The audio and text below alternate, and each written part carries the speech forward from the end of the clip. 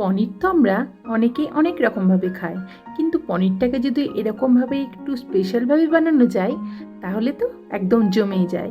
Hello everyone, welcome back to my channel.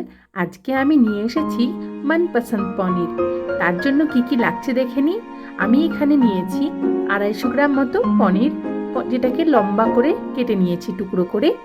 আর কিছু মশলা লাগবে, সেগুলো হলো 3 থেকে 4টে আমন্ড, 5-6টা কাজু, 2টো শুকনো লঙ্কা, 2টো লাল লঙ্কা, আর 1 টেবিল স্পুন মতো আদা, আর রসুন 1 টেবিল স্পুন, আর একটা পেঁয়াজ যেটা আমি রাফলি চপ করে নিয়েছি। এবার প্রথমেই একটা গ্যাসের মধ্যে বসিয়ে দেব কড়াইয়ের মধ্যে হাফ গ্লাস মতো দিয়ে দেব জল। জলটা একটু সামান্য গরম হয়ে এলে যে মশলাগুলো আমরা নিয়েছিলাম সব মশলা ওই জলের মধ্যে দিয়ে দেব।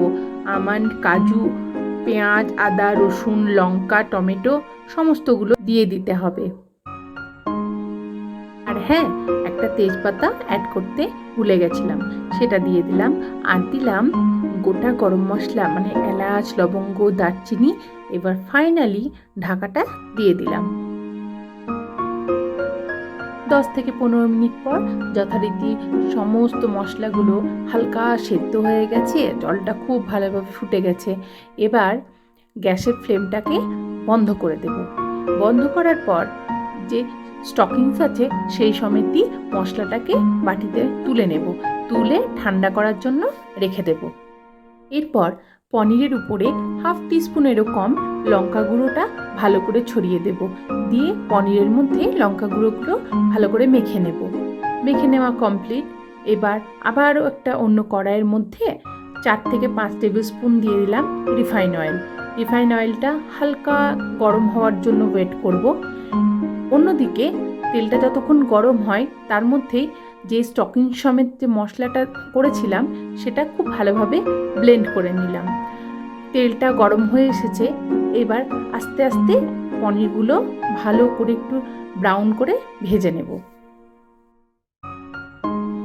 একটা সাইড হয়ে গেছে, এবার অন্য সাইডটা উল্টে আবার ভালো করে 2 পিঠ ভেজে নেব। 2টো পিঠ খুব ভালোভাবে ভেজে নিয়েছি। পনিরগুলো হালকা ব্রাউন হয়ে এসেছে। এবার তেল থেকে একে একে খুব ভালোভাবে তেলটাকে চিপে নিয়ে তুলে নেব। তুলে নিয়ে একটু গরম জলের মধ্যে দিয়ে পনিরের তেলটাকে ঝরিয়ে নেব। ওই তেলের মধ্যেই দিয়ে দিলাম একটা তেজপাতা। তেজপাতাটা দেওয়ার পর যে মশলাটা বানিয়েছিলাম, পেস্টটা, পেঁয়াজ, আদা, রসুন, টমেটো, কাজু, আমন্ড, লঙ্কা, সেই পেস্টটা এবার কড়াইয়ের মধ্যে দিয়ে দিলাম। গ্যাসের ফ্লেমটাকে লো রেখে মশলাটাকে খুব ভালোভাবে ফুটিয়ে নেব। দিয়ে দিচ্ছি হাফ টিস্পুন মতো চিনি, আর 1 টিস্পুন লবণ, 1 টিস্পুন জিরে গুঁড়ো। আবারও মশলাটাকে খুব ভালোভাবে কষিয়ে নেব যতক্ষণ না একদম জিরের গন্ধ বা মশলার যে গন্ধটা আছে পুরোপুরি চলে না যায়। মশলাটা অনেকটা ফুটে কমে এসেছে। এবার এই স্টেজে আমরা পনিরটা দিয়ে দেব।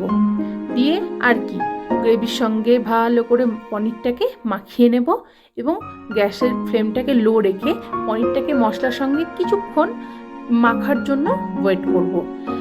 এবার সবশেষে হাফ কাপ মতো দুধ উপর থেকে দিয়ে খুব ভালোভাবে পনিরের মধ্যে মিশিয়ে নিতে হবে। তাহলেই রেডি মখমলি পনির বা মনপসন্দ পনির। নিরামিষের দিনে, শনিবার বা যে কোনো পুজোর দিনে একদম জমে যাবে।